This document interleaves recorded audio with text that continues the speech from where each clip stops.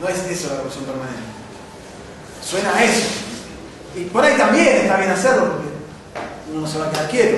La revolución permanente conceptualmente habla de otra cosa, que es esta revolución que toma tareas democráticas pero no se tiene ellas y toma también tareas socialistas. Esta distinción es importante porque, justo decía, por un lado, no hay que confundir tareas nacionales con clase que las lleve adelante, pero tampoco se puede poner un signo igual entre un capitalismo atrasado y un capitalismo desarrollado. Todo esto es importantísimo por lo que vamos a ver en un momento después, que es que efectivamente Argentina se iba a enfrentar muy poco después a un movimiento nacionalista burgués de enorme importancia, como es el peronismo. Y resolver estas cuestiones, a veces no importa que uno sea 10, que sea 15, que sea 20, sino estar preparado para entender el cuadro político del país en el que uno vive. No sé si estamos acá. ¿Me siguen? O sea, algunos lo veo medio... Pregúntame hasta acá. Si van de que esto es más o menos claro.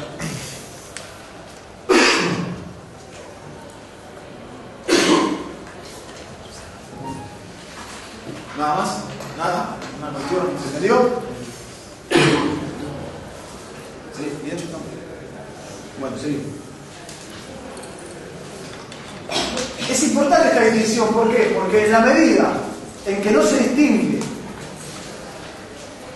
las tareas nacionales que no están cumplidas, ¿sí?, con la burguesía, ¿sí?, de la burguesía que las tiene que cumplir pero no lleva adelante, si uno no hace mención a esas tareas, queda desarmado frente a la lucha política de movimientos eventualmente nacionalistas de la propia burguesía. Y vamos a ver que algo de eso vamos a encontrar inmediatamente en el proceso de ascenso del peronismo. Lamentablemente este proceso de eliminación política no fue saldado. El propio Quebracho, que como vimos tenía una posición más ajustada, abandonó la lucha política en general, el trotskismo también. Ya en el año 42 se retira. En un momento dijo que había que fundar la Quinta Internacional, que no tenía nada que ver con la Quinta ahora de Chávez. Y bueno, se abandonó la política, se murió hace muy poco, vivió 100 años. Murió los 100 años. No me acuerdo que murió. 2004, 2003, en el año 2003 se la abandona esa lucha política. Y además, para colmo de males, hay un intento de unificación, hay una unificación de las distintas fuerzas políticas en un partido que se llama PORS, ahora no importa mucho, Partido de la Revolución Socialista. ¿Por qué pasa esto? Porque viene un enviado de la Cuarta Internacional,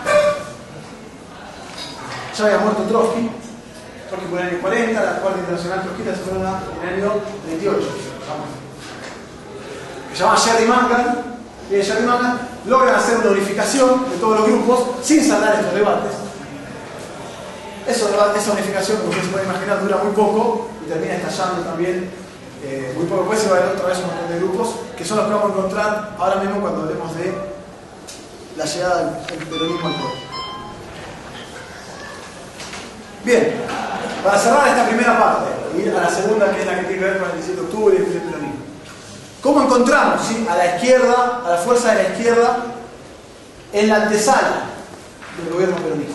¿Por qué? ¿Por qué lo presento de esta forma? Porque ustedes se pueden imaginar, después del peronismo, va a cambiar todo el cuadro político de las fuerzas políticas de izquierda que vamos a encontrar en el país, y ya no podemos hacer mención a ninguna sin hacer una relación a cómo entienden y cómo actúan frente al peronismo. Tenemos por un lado un anarquismo ya prácticamente en una decadencia muy marcada.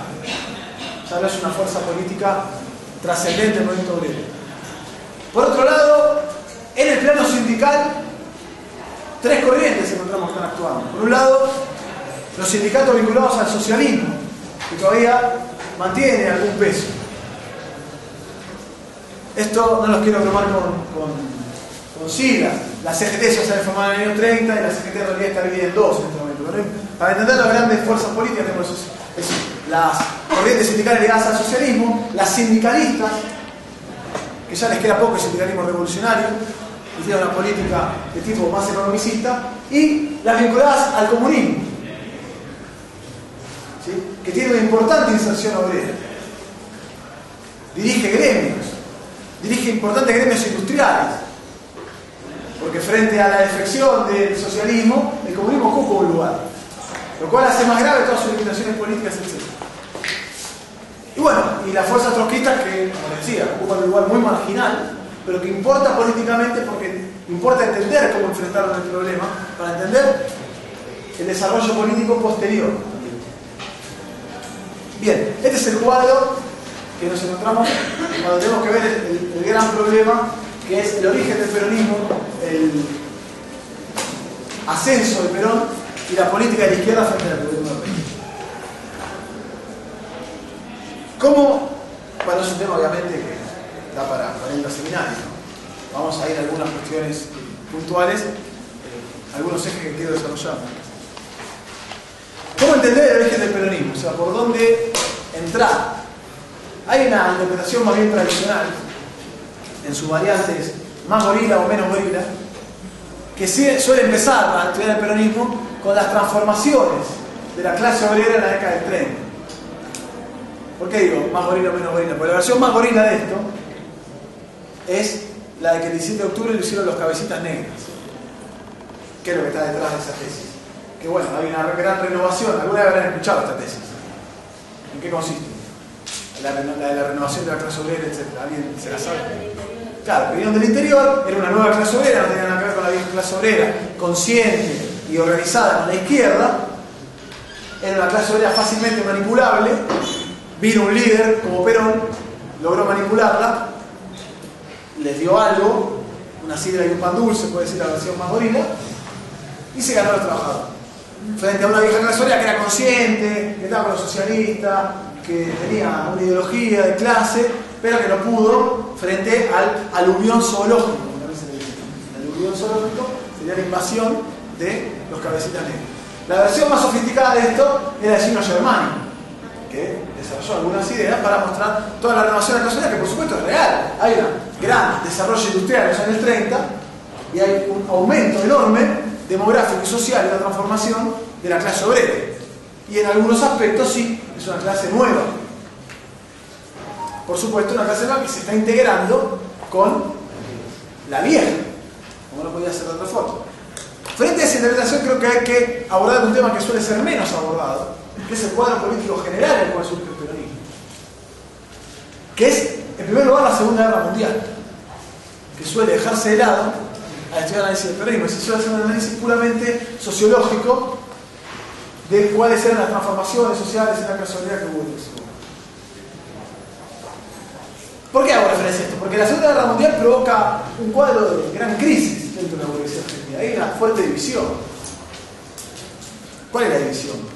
Entre los sectores más partidarios de declarar la guerra y los sectores más partidarios de defender la neutralidad, que está encubriendo una línea también de ruptura entre dos potencias imperialistas que están disputando el país. Una que es la vieja, ¿cuál es? Y otra es la nueva, ¿cuál es? Estados Unidos. Sí, se está en un momento de transición entre la vieja hegemonía británica y la nueva hegemonía norteamericana. Y ese cuadro es un cuadro de serias divisiones dentro de la burguesía. Dentro de esa división de la burguesía se produce una gran crisis, entre otras cosas. Tenían un candidato que se llama Robustiano Patrón Costas, que es el candidato de la década infame, es el candidato de la Unión Democrática. Frente a eso surge un golpe militar en el año 43.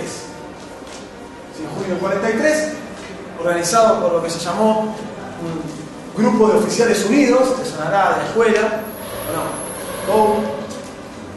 bueno, hay una serie de figuras, y ahí es donde encontramos a la figura ascendente de Perón, que ocupa primero un lugar marginal en ese gobierno y va ascendiendo hasta tener unas posiciones cada vez más sólidas.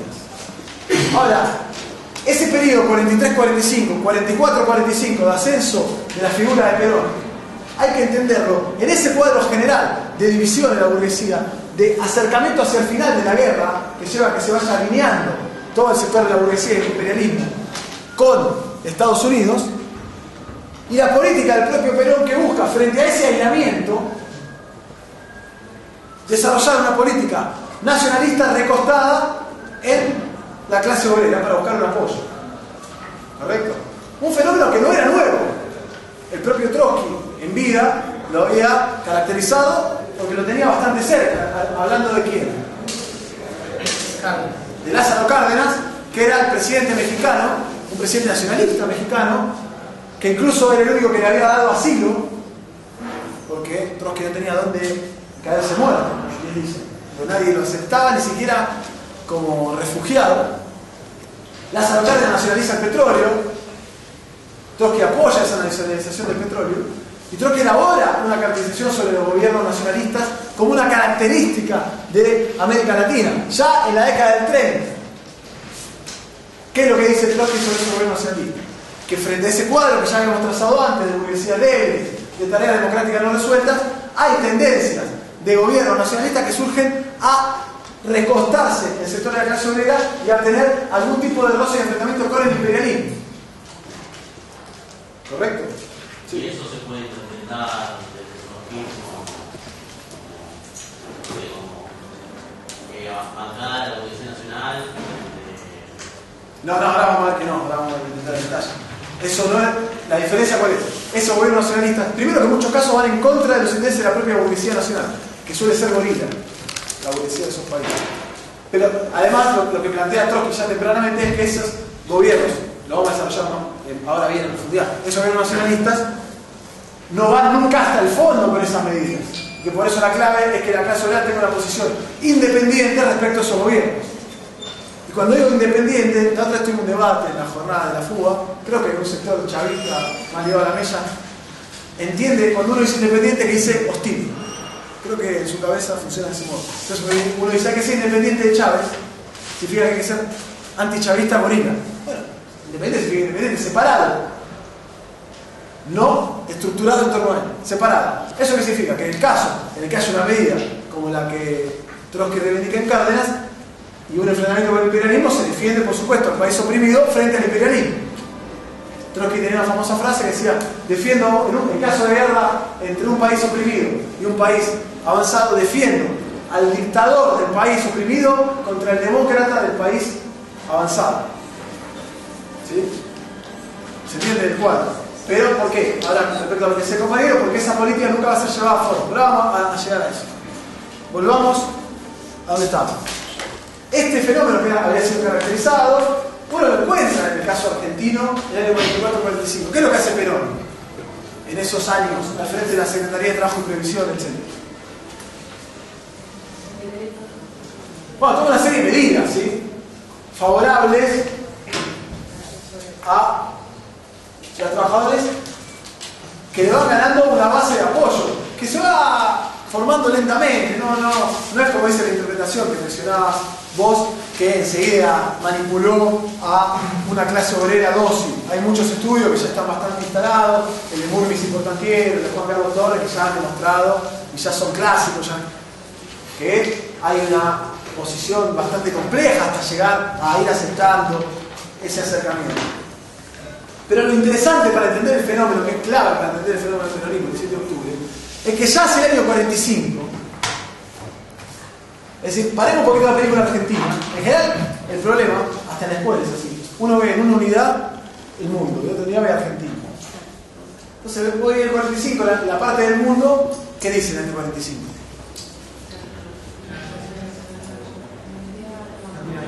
Fin de la Segunda Guerra Mundial, ¿sí?, derrumbe el nazismo, se va a venir la bomba atómica, ¿sí? Esa uno la deja ahí.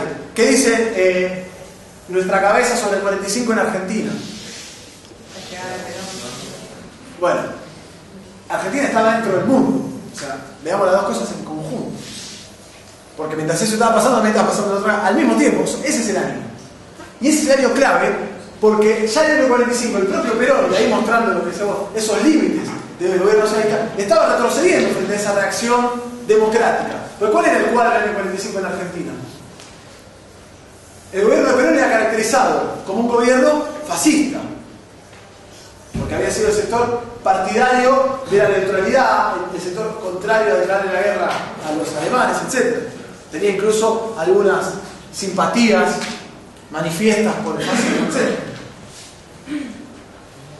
En montones de otros países, la tendencia general, ¿cuál es? A que los gobiernos fascistas se van y se viene la recambio democrático.